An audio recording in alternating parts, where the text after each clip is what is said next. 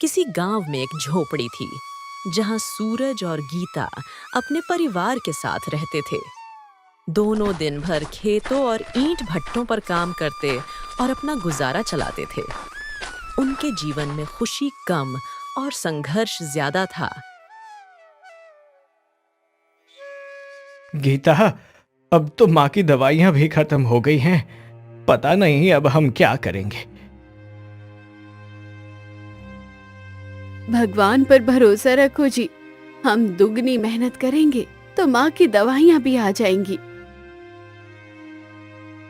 हाँ गीता, लेकिन ये मौसम तो किसी आने वाली आपदा का इशारा कर रहा है। बस भगवान करे सब ठीक हो। अच्छा चलिए, अब खेतों पर चलते हैं। हमें खेतों का काम खत्म करके भट्टों पर भी जाना है। इसी तरह काम करते हुए दोनों के दिन गुजर रहे थे। समय बीतता गया, लेकिन बारिश का नामो निशान कहीं भी नहीं था। इसी कारण ज्यादातर खेत सूख चुके थे और कुएं भी खाली पड़े थे। ऊपर से पानी की दिक्कत होने की वजह से सूरज हर सुबह पानी की तलाश में निकलता और शाम को खाली हाथ लौटता। गांव में सूखा पड़ चुका है गीता। ऊपर से माँ की हालत देखी है, दिन ब दिन बिगड़ती जा रही है। हाँ जी, आप ठीक कहते हैं, लेकिन हम इस मुश्किल में कमजोर नहीं पड़ सकते। हमें कुछ तो करना ही होगा। एक रात सूरज की माँ की तबीयत ज्यादा खराब हो जाती है। इसी वजह से पूरा घर सांस रोक कर बैठा था। सूरज बेटा, अब मेरा अंतिम समय आ चुका है। मैं तुम्हें कुछ बताना चाहती हूँ। हाँ माँ, बोलो, मैं यही हूँ। हमारे घर के पीछे का सूखा कुआं सूखा नहीं है। तेरे पिताजी ने डर के मारे उसे छिपा दिया था। तुम दोनों उस कुएं की खुदाई करना। उसमें आधी अधूरी बात कहने के बाद कमला की आंखें धीरे धीरे बंद हो गईं। उसकी सांसें थम गईं। माँ, माँ, आप हमें अकेला छोड़कर क्यों चले गए? ये नहीं हो सकता माँ, हमें छोड़कर नहीं जा सकती। माँ ने हमें कोई बड़ा राज बताया है जी। हमें घर के पीछे के कुएं को देखना होगा। उस रात झोंपड़ी के बाहर भी हवा अजीब सी भारी थी, जैसे रात खुद कोई गहरा रहस्य अपने अंदर समेटे बैठी हो। सूरज और गीता की आंखों में आंसू थे, लेकिन अब उनके दिल में एक नई उम्मीद भी थी। कुछ दिनों बाद उनके ऊपर एक नई मुसीबत आन पड़ती है। सूखा पड़ने की वजह से भट्टों के मालिक ने उन्हें काम से निकाल दिया था। अब वह कम मजदूर में काम करवाने लगा था। अगली सुबह सूरज माँ की बात याद करते हुए आंखें खोलता है। अब मन में सिर्फ एक ही ख्याल था, ऐसी क्या चीज होगी? गीता, हमें उस कुएं की खुदाई करनी चाहिए। मैं माँ की आखिरी बात अनसुनी नहीं कर सकता। मुझे उस कुएं के बारे में सब कुछ पता लगाना ही होगा। हाँ जी, आप ठीक कहते हैं। हमें उस कुएं की खुदाई करनी चाहिए। अब सूरज और गीता फावड़ा और कुदाल उठाते हैं और तेज कदमों से घर के पीछे की ओर बढ़ते हैं। सूरज की आंखों में डर नहीं, बस जिद थी। उस समय गांव के लोग दूर से उसे देखते हैं। कुछ लोग आपस में फुसफुसाते हैं। अरे देखो, सूरज उस कुएं की तरफ जा रहा है। ये सूरज पगला गया है क्या? अरे वहां कोई नहीं जाता। हाँ ये तो है, लेकिन इस सूरज को कौन समझाए? हम तो उस कुएं के पास हरगिज नहीं जाएंगे। ठीक कहते हो रघुनाथ, सुना है उस कुएं के पास प्रेत आत्माओं का वास है। ठीक कहते हो गोपाल, ये तो पूरा गांव जानता है। उधर सूरज और गीता दोनों कुएं के पास पहुंच जाते हैं। दोनों गहरी सांस लेकर कुएं की खुदाई शुरू करते हैं। काफी देर तक खुदाई करने के बाद उन्हें कुछ भी नहीं मिलता। सुनो जी, मुझे तो यहाँ पर कुछ भी नहीं दिखाई देता। हाँ गीता, लेकिन अभी हमें और गहराई तक खुदाई करनी चाहिए। हो सकता है नीचे गहराई तक हमें कुछ मिल जाए। ठीक है जी, लेकिन अब शाम हो चुकी है। हम कल फिर से खुदाई करेंगे। अगले दिन फिर से दोनों कुएं के पास आते हैं। फिर दोनों कुदाल और फावड़ा चलाने लगते हैं। काफी समय बाद गीता बोलती है, सुनो जी, अब तो मेरे शरीर में ताकत भी नहीं बची। मुझे लगता है यहाँ पर कुछ भी नहीं है। हाँ गीता, मैं भी अब हिम्मत हार चुका हूं। बस कल के दिन और देखूंगा, उसके बाद हम खुदाई बंद कर देंगे। अब वह दोनों अपने घर लौट जाते हैं। अगले दिन आखिरी बार वह खुदाई करने जाते हैं। इसी दौरान सूरज का फावड़ा किसी ठोस चीज से टकराता है। सूरज चौकन्ना हो जाता है। वह जल्दी जल्दी मिट्टी हटाता है। उसे वहां पर एक टूटी हुई पत्थर की दीवार दिखाई देती है। ओह, तो माँ इस दीवार के बारे में बताना चाह रही थी। अब सूरज दीवार को धकेलता है। फिर वह दीवार चरमराकर गिरने लगती है और सामने अंधेरी सुरंग खुल जाती है। सूरज गहरी सांस लेता है और फिर गीता के साथ सुरंग के भीतर चला जाता है। वहां पर ठंडी हवा उनके चेहरे को छूती है।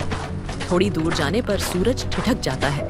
उसके सामने एक साधु ध्यान में बैठे थे। उनके चारों ओर हल्की सी रोशनी थी। कुछ देर बाद साधु धीरे धीरे आंखें खोलते हैं। फिर सूरज घबराकर हाथ जोड़ता है। तुम दोनों कौन हो और यहां तक कैसे पहुंचे?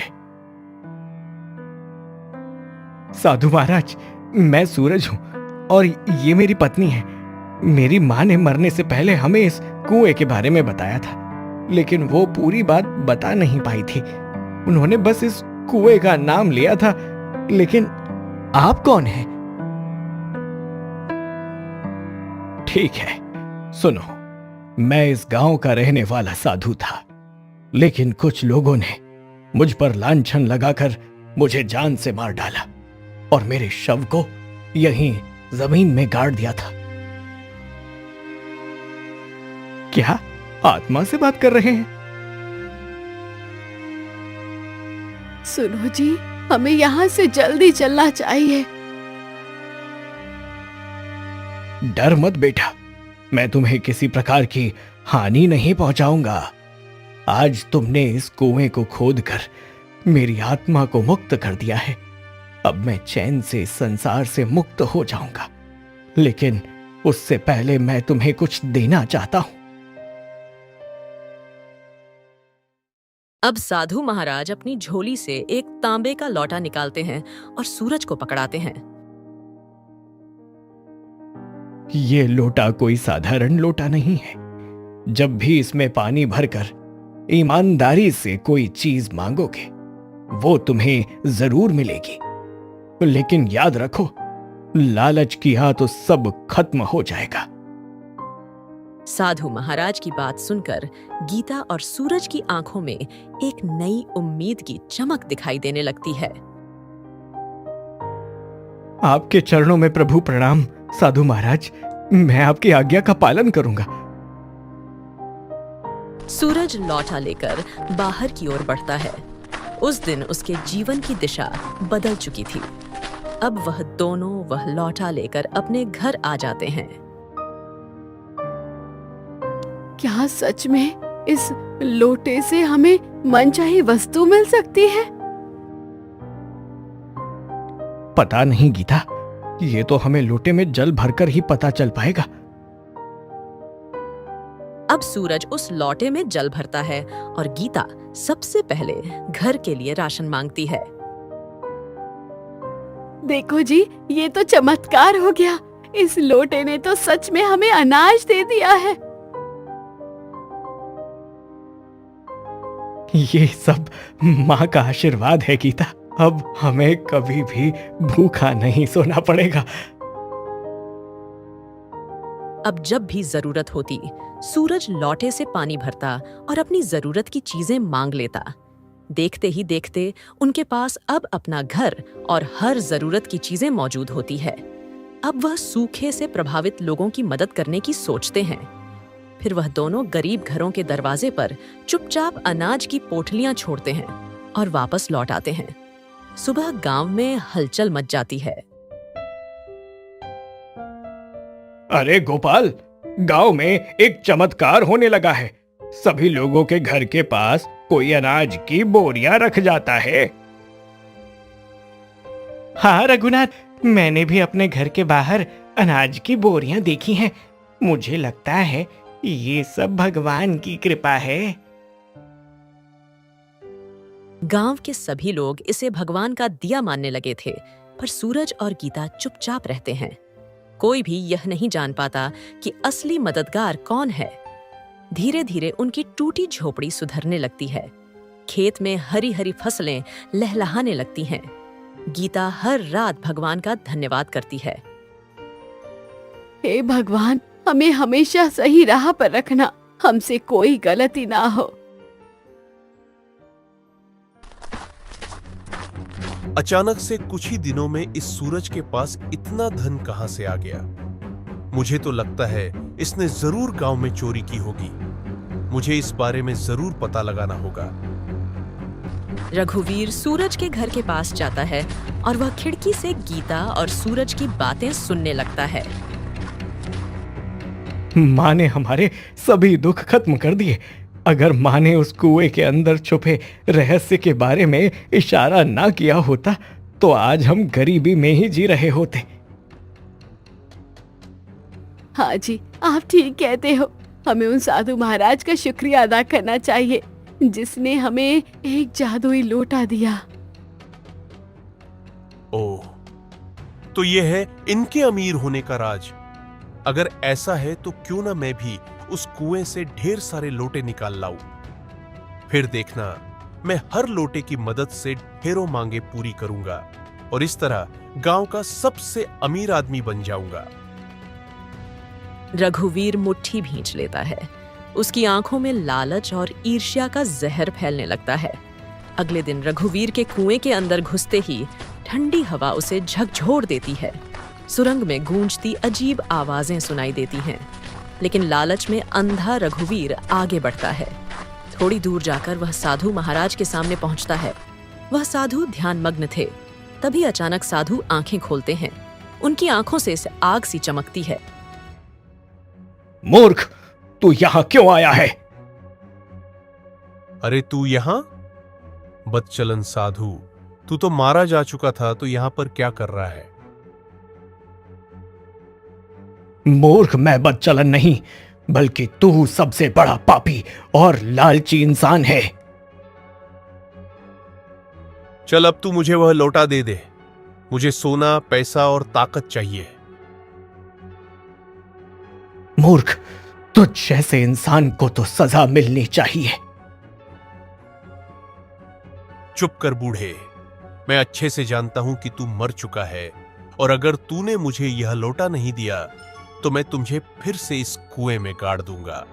फिर तेरी आत्मा कभी भी मुक्त नहीं हो पाएगी।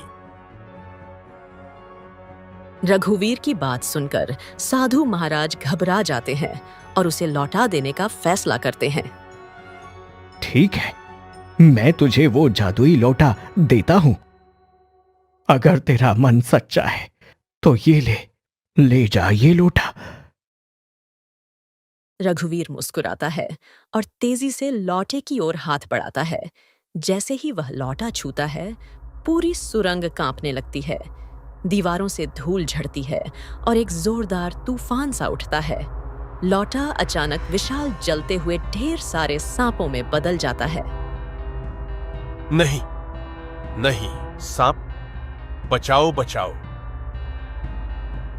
साधु महाराज, माफ कर दो। मैं लालच में अंधा हो गया था। अब कभी भी लालच नहीं करूंगा। साधु चुपचाप आंखें मूंद लेते हैं। अचानक सब शांत हो जाता है। ठंडी हवा फिर से बहने लगती है। रघुवीर जमीन पर पड़ा हांफता रहता है, जैसे उसकी सारी ताकत और घमंड वहीं बह गया हो। कुछ देर बाद वह डर के मारे सुरंग से भाग जाता है। उधर सूरज और गीता अब हर तरह से खुश होते हैं। गीता, अब हम गांव वालों की पानी की समस्या खत्म करने के लिए हर सुविधाएं उपलब्ध करवाएंगे, ताकि सभी लोगों के लिए पानी की पूर्ति हो सके। ठीक है जी, अब हमारा गांव हर तरह की मुश्किलों से मुक्त हो जाएगा। अब सूरज गांव में कुएं और ट्यूबवेल लगवा देता है। इस तरह से पूरा गांव फिर से एक अच्छा जीवन जीने लगता है। उधर रघुवीर अब लालच छोड़कर लोगों की भलाई करने लगता है।